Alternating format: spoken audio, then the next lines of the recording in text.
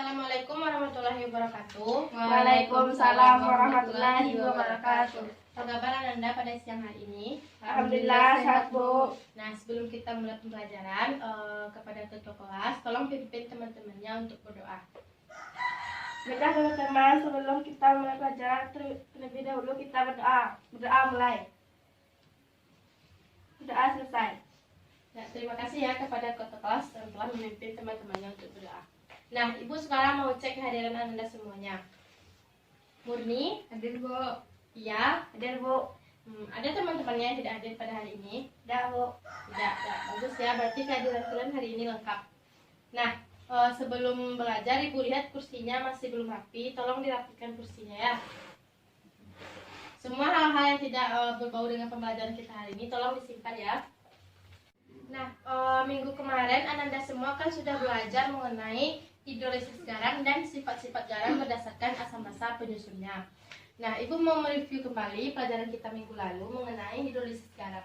Ada yang masih ingat apa pengertian dari hidrolisis garam? Ya, Bu. Ya, Murni. Hidrolisis garam merupakan reaksi penguraian garam dalam air membentuk ion positif dan ion negatif. Ya, terima kasih Murni, bagus sekali jawabannya. Selanjutnya, ada yang berbeda pendapat dengan Murni atau ada pendapat yang lain? Dah, Bu. Ya, Pia. Hidrolisis berasal dari kata hidro yang berarti air dan lisis yang memiliki makna penguraian. Jadi hidrolisis garam merupakan penguraian garam dalam air.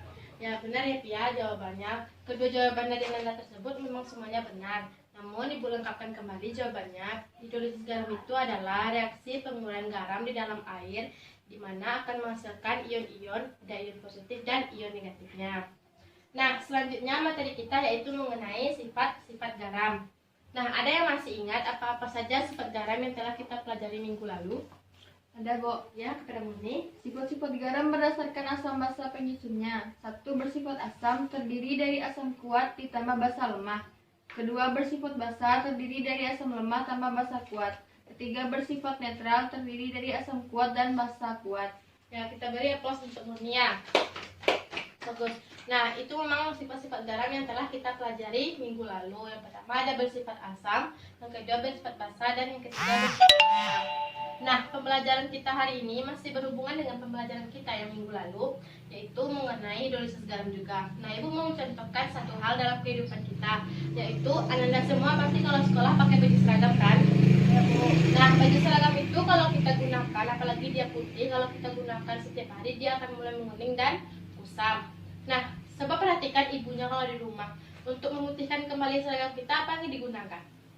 Ada yang tahu? Sekian, Bu. Saklin, ya, Murni. Bikin. Ya, semua yang Anda sebutkan tadi itu merupakan jenis pemutih yang sering digunakan oleh ibu kita di rumah. Nah, itu merupakan salah satu prinsip penggunaan hidrolisis garam dalam kehidupan sehari-hari. Nah, itulah gunanya kita belajar. Jadi kita tahu secara tidak langsung ilmu-ilmu kita itu sudah teraplikasi dalam kehidupan sehari-hari. Baik, ada yang bisa membantu Ibu untuk memecahkan tujuan pembelajaran? Ada, Bu. Ya, Siswa mampu menganalisis garam yang terhidrolisis sempurna dalam air, terhidrolisis sebagian, dan tidak terhidrolisis melalui diskusi kelompok. baik, terima kasih kepada Murni yang sudah membacakan tujuan pembelajaran untuk kita semua. Nah, di tujuan pembelajaran tadi kan kita akan menganalisis garam yang terhidrolisis sempurna dalam air, tidak terhidrolisis dan terhidrolisis sebagian melalui diskusi kelompok. Nah, sekarang Ibu mau kalian duduk ke kelompok ya. Tolong dipisahkan bangku. Nah, sekarang Ibu ada LKS yang akan kalian kerjakan. Kerjakan dengan benar sepengetahuan Ananda dan jangan ada yang mencontek ya.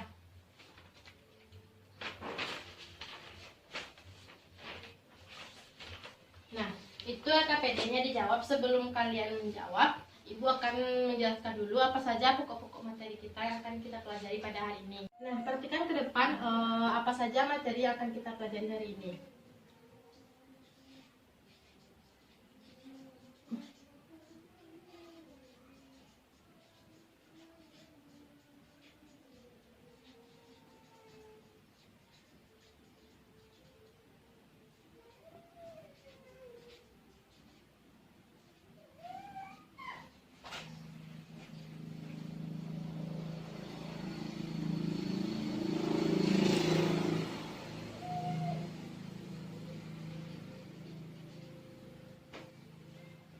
Nah, ini adalah 3 pokok materi yang akan kita pelajari hari ini. Yang pertama yaitu kita akan menganalisis garam terhidrolisis sempurna di dalam air, tidak terhidrolisis, dan terhidrolisis sebagian di dalam air. Nah, Ibu ada punya slide di PPT, tolong diperhatikan. Nah, di PPT, di slide pada PPT, kita dapat lihat bahwa yang pertama, garam yang tidak terhidrolisis dalam air itu terdiri dari asam kuat dan basa kuat. Yang kedua, terhidrolisis sebagian terdiri dari asam lemah ditambah basa kuat atau asam kuat ditambah basa lemah. Yang ketiga, terhidrolisis sempurna terdiri dari asam lemah ditambah basa lemah. Nah, Ananda sekalian, Ibu skip di sini nanti akan menuliskan sebuah reaksi, tolong diperhatikan ke depannya.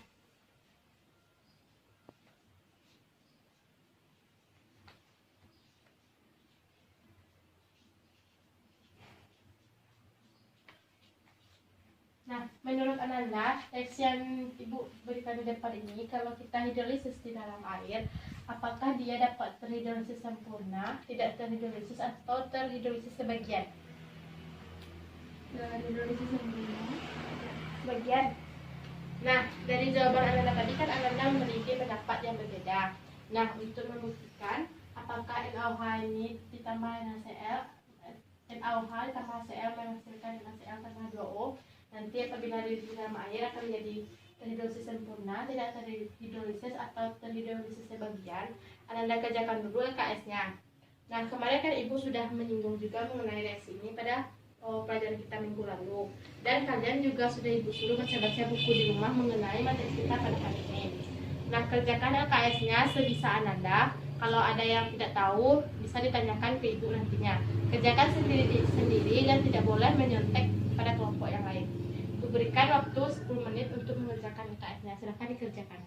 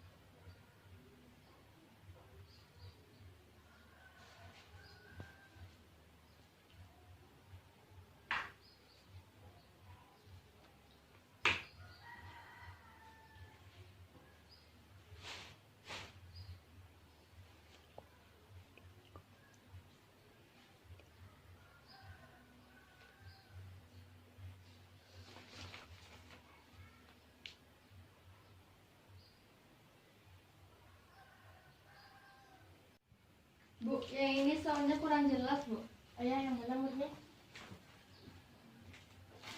Oh ini tuh NH1 soalnya ada NH4Cl, NaCl sama CH3, CO, NH4. Nah nanti murni analisis mana saja di antara ketiga garam ini yang tergolong terhidrolisis sempurna, terhidrolisis sebagian, dan tidak terhidrolisis. Nah, Muni tuliskan dulu hipotesa awalnya mengenai ini apa. Nanti coba Muni jelaskan dengan reaksinya. Kalau Pia ada yang tidak dimengerti? Ya bagus ya Pia mengerti dengan soal. Nah, Ibu harap kalian dapat mengerjakannya sendiri-sendiri dan ini akan menguji bagaimana pemahaman kalian terhadap materi setelah kalian baca di rumah.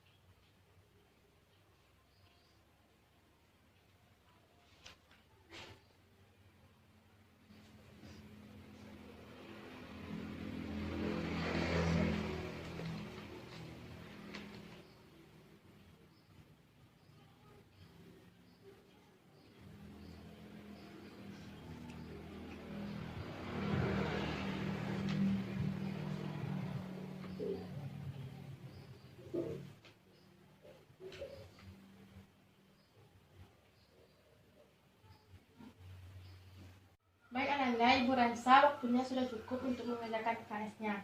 Nah, sekarang di LKS itu kan ada beberapa pertanyaan.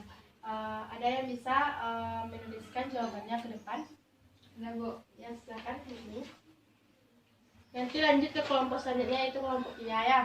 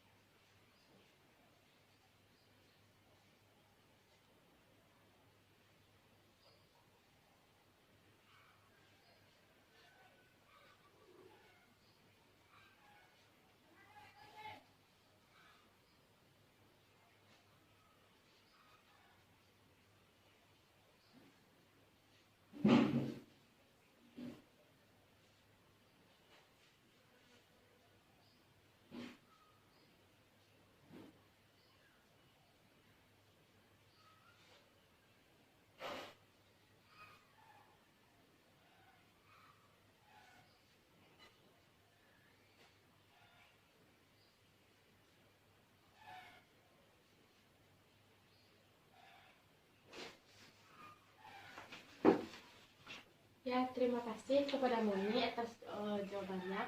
Ada yang berbeda pendapat dengan jawaban Muni? Bagaimana dengan kelompok Pia? Beda pendapatnya? Tidak. Nah, ya, silakan dibuatkan jawaban dari kelompok Pia di depannya.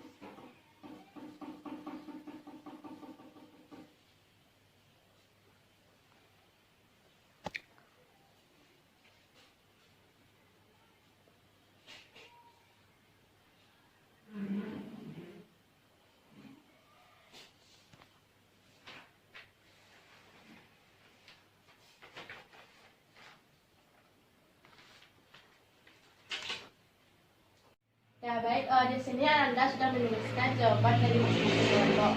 Nah, untuk ini coba dibacakan hipotesa sementaranya. Menurut saya, Bu, CH3COONH4 tidak dapat terhidrolisis dalam air. NH4Cl dapat terhidrolisis sebagian. Garam NaCl dapat terhidrolisis dalam air. Nah, selanjutnya kepada Pia, tolong dibacakan hipotesanya. Menurut saya, Bu, NaCl tidak dapat terhidrolisis.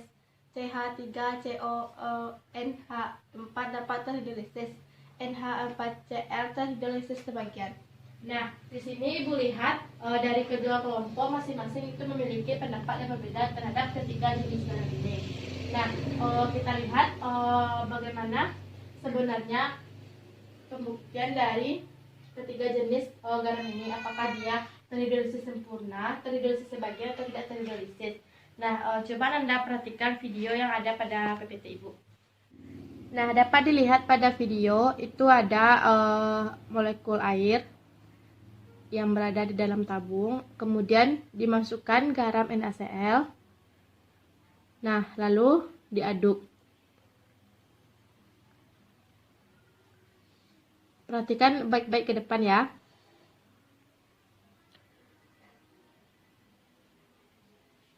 Nah, coba perhatikan apa yang terjadi setelah diaduk. Nah, dapat kita lihat di sana ada ion-ion positif dan ion negatif yang merupakan ion Na+ dan Cl-.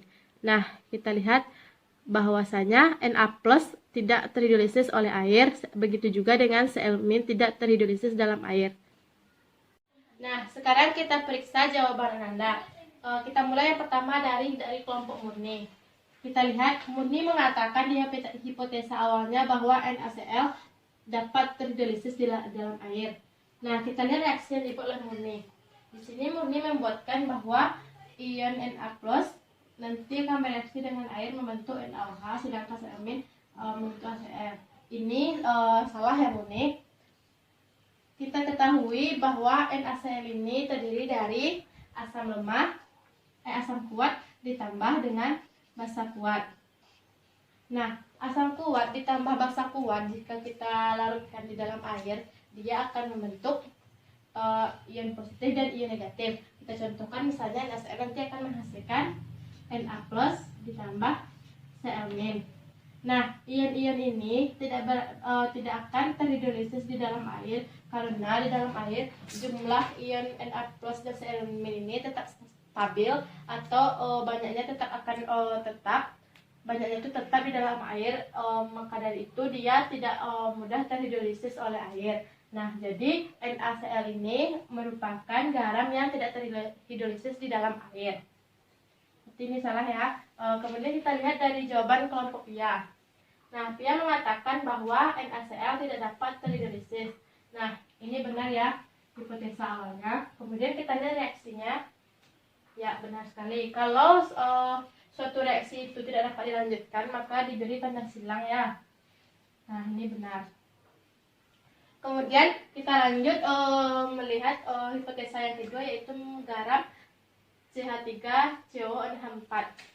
Nah, untuk pembuktiannya, Ibu juga ada video yang sama seperti NaCl tadi. Coba perhatikan videonya. Nah, coba perhatikan pada video. Di dalam air tersebut ada ion-ion, yaitu ion CH3CO-, ion NH4+, ion OH-, dan ion H+. Nah, kita lihat apakah CH3COONH4 ini akan terhidrolisis di dalam air.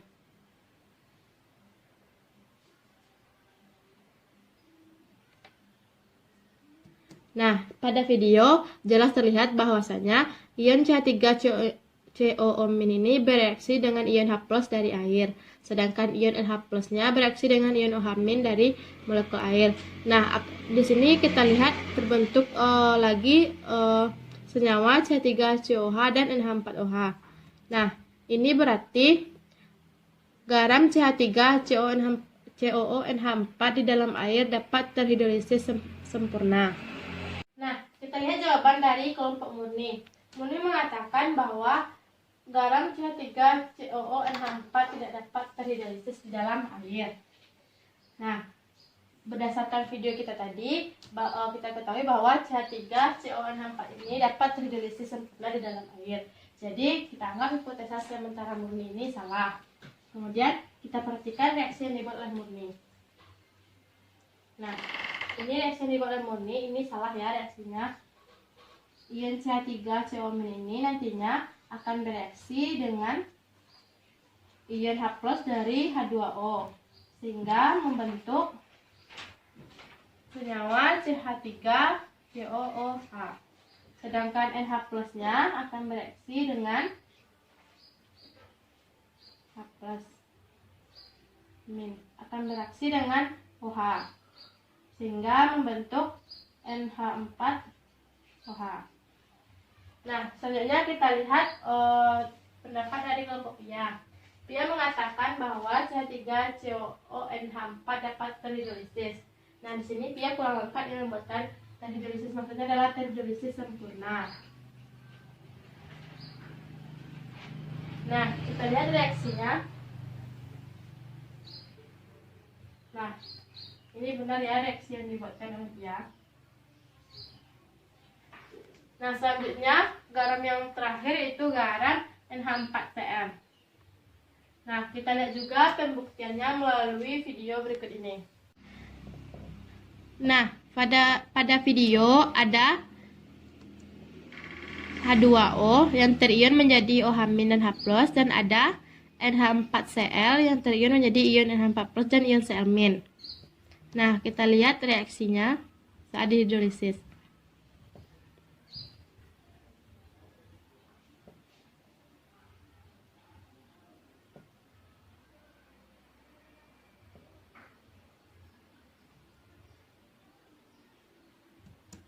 Nah, pada video dapat kita lihat bahwa NH4+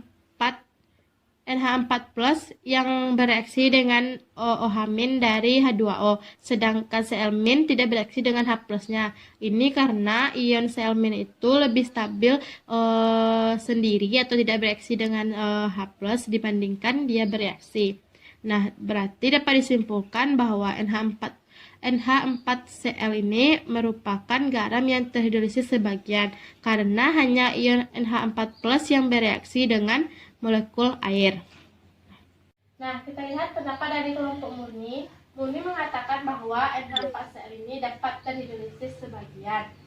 Nah, ini benar ya menurut kelompok murni bahwa NH4Cl tadi merupakan garam yang terhidrolisis sebagian. Kita lihat dulu reaksi yang dibuatkan. Nah, di sini reaksinya salah ya. Yang bereaksi dengan air itu bukan Cl-, namun adalah NH4+ dengan H2O. Jadi, ini salah. Yang benar itu adalah NH4+ nantinya akan bereaksi dengan OH- dari molekul H2O sehingga akan membentuk NH4OH ditambah H+. Sedangkan Cl- ditambah H2O ini tidak memiliki reaksi, tidak bereaksi, makanya dia disebut dengan garam yang terhidrolisis sebagian. Nah, di sini Ibu perhatikan, umumnya hipotesa dari murni itu salah semua, tapi itu tidak apa-apa. Ini merupakan menjadi pelajaran bagi kita semua bagaimana reaksi yang betulnya dan pendapat yang betulnya. Nah, kita lihat lagi pendapat dari kelompok Pia. Pia mengatakan kalau NH4Cl itu merupakan terhidrolisis sebagian. Nah, ini benar. Kita lihat dulu reaksinya. Nah, benar. Nah, dari materi kita hari ini ada yang bisa menyimpulkan mengenai materi kita pada hari ini. Ya, Bu. Pada murni, silakan. Garam dari asam kuat tambah basa kuat tidak dapat terhidrolisis. Asam lemah tambah basa kuat atau basa lemah tambah asam kuat terhidrolisis sebagian. Basa lemah tambah asam lemah terhidrolisis sempurna. Ya, terima kasih kepada Murni yang telah menyimpulkan materi kita pada hari ini. Kita beri aplaus kepada kalian semua yang telah berani menjawab pertanyaan dan menjelaskan ke depan. Nah, Kesimpulan yang disampaikan kamu tadi benar ya, bahwasanya garam dari asam kuat ditambah basa kuat seperti contoh tadi NaCl itu tidak dapat terhidrolisis di dalam air.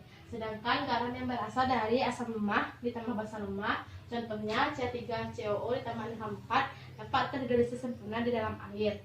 Selanjutnya garam yang berasal dari asam kuat ditambah basa lemah seperti NH4Cl tadi, dia itu terhidrolisis sebagian di dalam air. Masih banyak lagi contoh garam yang dapat kalian pelajari di rumah mengenai sifatnya, apakah terhidrolisis sempurna, sebagian, atau tidak terhidrolisis di dalam air. Nah, untuk materi kita hari ini cukup sampai di sini. Selanjutnya Ibu mau kalian kerjakan latihan di buku Unggul Sudarmo halaman 180 dan pelajari materi kita untuk minggu depan mengenai ketetapan garam dan pH garam. Nah, kepada ketua kelas, silakan pimpin temannya untuk baca doa.